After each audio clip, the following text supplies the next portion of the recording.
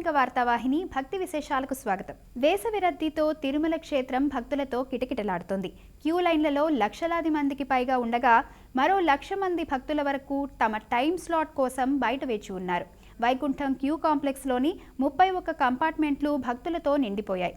భక్తుల క్యూ లైన్లు queue complex బయట శిలాతోరణం వరకు విస్తరించుకున్నాయి. టోకెన్లు లేని భక్తులకు శ్రీవారి సర్వదర్శనానికి 18 గంటలు పడుతుందని తిరుమల తిరుపతి దేవస్థానం అధికారులు ప్రకటించారు. సోమవారం 80,000 మందికి పైగా శ్రీ స్వామివారిని దర్శించుకోగా మంగళవారం కూడా రద్దీగా ఉండడంతో దాదాపు అదే స్థాయిలో స్వామివారి దర్శనం లభించే అవకాశం ఉంది. నవవిధ భక్తి మార్గాల్లో ఒకటి శరణాగతి.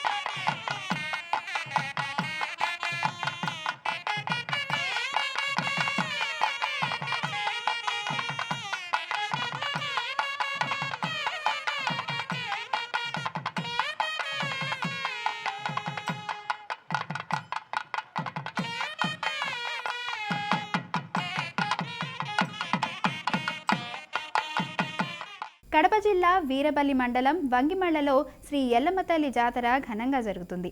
జాతరలో భాగంగా ఎల్లమ్మ తల్లి గాజుల అలంకారంలో దర్శనమిచ్చింది. 15,600 గాజులతో అమ్మవారిని ప్రత్యేకంగా అలంకరించారు. ఎంతో భక్తి శ్రద్ధలతో సంప్రదాయబద్ధంగా నల్లపర్వతయ్య గారి పల్లెకు చెందిన పెద్దిగారి రెడ్డి కుటుంబం అమ్మవారికి సారే, పసుపు, కుంకుమ సమర్పించగా నాగిరెడ్డి గారి పల్లెకు నాగిరెడ్డి గారి కుటుంబం అమ్మవారికి ఆడబిడ్డ సాంగ్యం, వడిబాల సమర్పించారు. భక్తులు పెద్ద సంఖ్యలో తరలివచ్చి అమ్మవారిని దర్శించుకుని పూజలు చేశారు.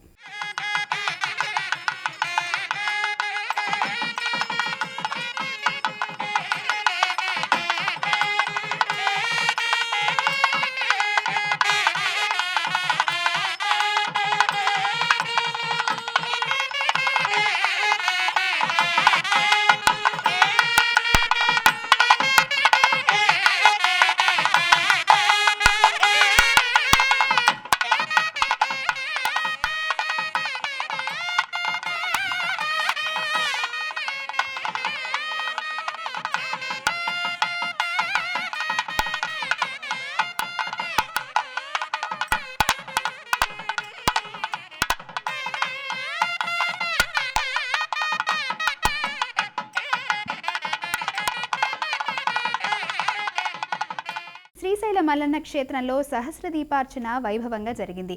సహస్రదీపార్చన మండపంలో వేదమంటితుల మంత్రోచ్చారణల నడుమ 1000 దీపాల ఉత్సవాన్ని నేత్రపర్వంగా నిర్వహించారు. లోక కళ్యాణార్థం ఈ వేడుకను నిర్వహించడం ఆనవాయితీ. ఈ కార్యక్రమంలో అర్చకులు, వేద పండితులతో పాటు భక్తులు పాల్గొన్నారు.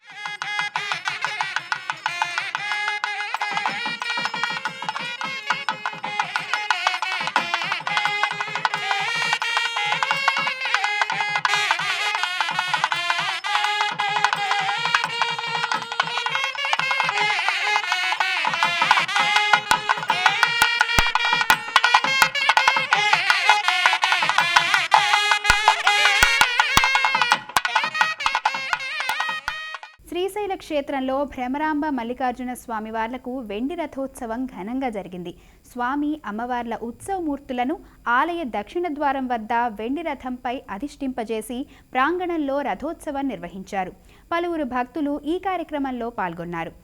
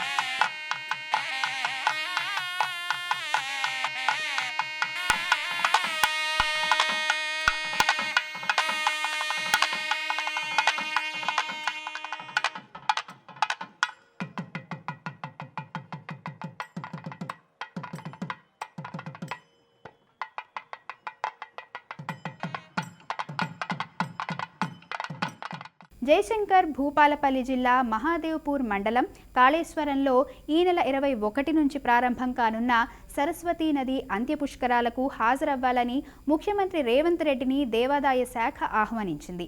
మంత్రి కొండా సురేఖ ఆలయ అర్చకులు సీఎంను జూబ్లీహిల్స్లోని ఆయన నివాసంలో కలిసి ఆహ్వాన పత్రికను అందజేశారు. ఈ కార్యక్రమంలో విప్ బీర్ల ఐలయ్య, ఎంపీ చామల కిరణ్ కుమార్ రెడ్డి, శాఖ ముఖ్య కార్యదర్శి శైలజ రామయ్యర్, డైరెక్టర్ హనుమంతరావు, శ్రీ కాళేశ్వర ముక్తేశ్వర స్వామి దేవస్థానం ఈవో మహేష్ పాల్గొన్నారు. కాళేశ్వర క్షేత్రంలోని త్రివేణి సంగమ తీర ప్రాంతమైన సరస్వతీ నది అంత్యపుష్కరాలకు సమయం ఆసన్నమైంది. మరో 2 రోజులే ఉండడంతో అధికార యంత్రాంగం ఏర్పాట్లలో నిమగ్నమైంది. పుష్కర ఘాటు వద్ద సెట్టింగుల నిర్మాణాలు తుది దశకు చేరుకున్నాయి. ప్రముఖులు నేరుగా వెళ్లి పుష్కర స్నానం చేసేందుకు అధికారులు ప్రత్యేక మార్గం ఏర్పాటు చేశారు. తెప్పోత్సవాన్ని వీక్షించేందుకు ఇసుక ప్రాంతాల్లో 2 వైపులా వేదికలను సిద్ధం చేస్తున్నారు. కాళేశ్వరంలో ఈ నెల 21 నుంచి జూన్ 1వ తేదీ వరకు త్రివేణి సంగమ తీరంలో జరగనున్న సరస్వతీ నది అంత్యపుష్కరాలకు ప్రత్యేక ఏర్పాట్లు చేస్తున్నారు. త్రివేణి సంగమ తీరంలో గతేడాది మే నెలలో నిర్వహించిన సరస్వతీ నది ఆది పుష్కరాలకు మించి ఈసారి అంత్యపుష్కరాలకు భారీ ఎత్తున ఏర్పాట్లు చేపట్టారు. సినీ పరిశ్రమకు చెందిన ఓ ప్రముఖ కంపెనీతో సరస్వతి ఘాట్ వద్ద తోరణాలు, డిజైన్స్, నందులు, ఏనుగు, ఇతర బొమ్మలు అమర్చారు. సినిమా సెట్టింగ్ తరహాలో అలంకరిస్తున్నారు. భక్తులు సేద తీరేందుకు డార్మెటరీ హాళ్లు, 40 ఆధునిక టెంట్ సిటీల గదులు ఏర్పాటు చేశారు. పుష్కర ఘాట్ మెట్ల నుంచి తీర ప్రవాహం వరకు వెదురు తడకలతో చలువ పందిళ్లు వేస్తున్నారు. భక్తులకు ఎండ వేడిమి తగలకుండా కార్పెట్లు వేస్తూ పైభాగం నుంచి తుంపర్లు కింద పడేలా ఏర్పాట్లు చేస్తున్నారు. పుష్కర పుణ్యస్నానాలు చేసేందుకు ప్రముఖులకు ఒక దారి, సాధారణ భక్తులకు మరో దారిని ఏర్పాటు చేశారు. సరస్వతీ నది అంత్యపుష్కరాల్లో 12 రోజుల పాటు ప్రవాహంలో తెప్పోత్సవాన్ని నిర్వహించనున్నట్లు దేవస్థానం అధికారులు తెలిపారు. శ్రీ కాళేశ్వర ముక్తేశ్వర స్వామి దేవస్థానం కాళేశ్వరం త్రివేణి సంగమం వద్ద ఈ నెల 21 నుంచి జూన్ 1 వరకు 12 రోజుల పాటు సరస్వతి అంత్య పుష్కరాలు జరగబోతున్నాయి. మొదటి రోజు అంటే మే 21 రోజున ఉదయం 5:43 కంచి పీఠాధిపతి శంకర విజయేంద్ర సరస్వతి వారి చేతుల మీదుగా ఈ పుణ్యస్నానం ఆచరించడంతో ఈ ఉత్సవాలు ప్రారంభం కాబోతున్నాయి. ఇలాగే 12 రోజుల పాటు ప్రతిరోజు ఒక స్వామీజీ వచ్చి పుణ్యస్నానం ఆచరించడం జరుగుతుందండి.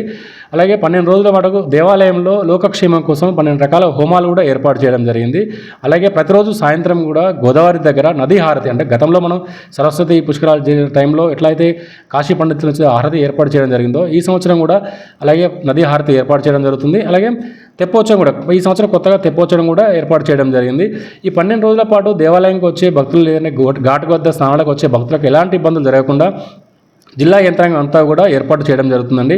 దేవాలయం చుట్టుపక్కల చలువ పందిర్లు, ఘాట్ వద్ద చలువ పందిర్లు, పిండ ప్రధాన షెడ్లు, బట్టలు మార్చుకునే ఏర్పాటు, జల్లు స్నానాలు అంటే షవర్లు ఇలా ఏర్పాట్లు చేయడం జరిగింది. అలాగే ఇది వేసవి కాలంతో కావడంతో భక్తులకు ఇబ్బందులు లేకుండా గోదావరికి వద్ద కావచ్చు, లేకుండా పార్కింగ్ల వద్ద కానీ దేవాలయం చుట్టుపక్కల అంతా కూడా మంచినీటి సౌకర్యం ఏర్పాటు చేయడం జరుగుతుంది. దేవాలయం లోపల మజ్జిగ నీటి కూడా ఏర్పాటు చేయడం జరిగిందండి. అలాగే పార్కింగ్ కూడా అంటే దాదాపు 200 ఎకరాలతో పార్కింగ్ సదుపాయం కూడా పోలీసు వారు ఏర్పాటు చేయడం జరిగిందండి. టెంపరీ బస్టాండు, టెంపరీ టాయిలెట్స్ ఇలా భక్తులకు ఎలాంటి ఇబ్బందులు జరగకుండా జిల్లా యంత్రాంగం కూడా అన్ని రకాల ఏర్పాటు చేయడం జరుగుతుంది. కావున భక్తులందరూ కూడా ఈ అవకాశాన్ని ఉపయోగించుకొని సరస్వతి అంత్య పుష్కరాల్లో పుణ్యస్నానం ఆచరించి స్వామివారిని దర్శించుకోవాల్సింది కోరుచున్నాం. సంస్కృతి సంప్రదాయాలకు పుట్టినిల్లు భారతదేశం. కళలకు నిలయం భారతీయ సంస్కృతి. భిన్నత్వంలోనూ ఏకత్వాన్ని సాధిస్తూ ప్రపంచమంతటా ప్రత్యేకతను చాటుతోంది భారతదేశం. భారతీయులు ఎవరెక్కడ స్థిరపడినా భారతీయ సంప్రదాయాలను మాత్రం తరతరాలుగా కొనసాగిస్తూనే ఉన్నారు.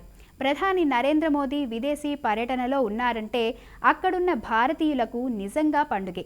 అది నృత్యమే కానివ్వండి, సంగీతమే కానివ్వండి, భారతీయ సంప్రదాయ దుస్తులే కానివ్వండి, అక్కడి వారిని ప్రోత్సహిస్తూ తనదైన ప్రత్యేకతను చాటుతారు ప్రధాని నరేంద్ర మోదీ. ప్రస్తుతం నార్వే పర్యటనలో ఉన్న ప్రధాని అక్కడి ప్రవాసులను కలుసుకొని వారికి అభివాదం చేశారు. అందరినీ ప్రోత్సహిస్తూ ముందుకు సాగారు.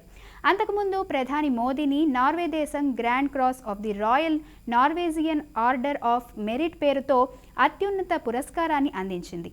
Mother India and Prime Minister Narendra Modi is on a visit to Norway. Upon his arrival at the hotel, the NRIs welcomed him with great enthusiasm. You can see the children dressed in different attires, clearly reflecting the spirit of Ek Bharat, Shreshta Bharat, One India, Best India. So Prime Minister Narendra Modi is on a visit to Norway. Upon his arrival at the hotel, the NRIs welcomed him in a traditional manner. ఇవి ఈనాటి భక్తి విశేషాలు. తదుపరి ఆధ్యాత్మిక వార్తావాహిని భక్తి విశేషాల్లో మళ్ళీ కలుద్దాం. అంతవరకు సెలవు. నమస్కారం.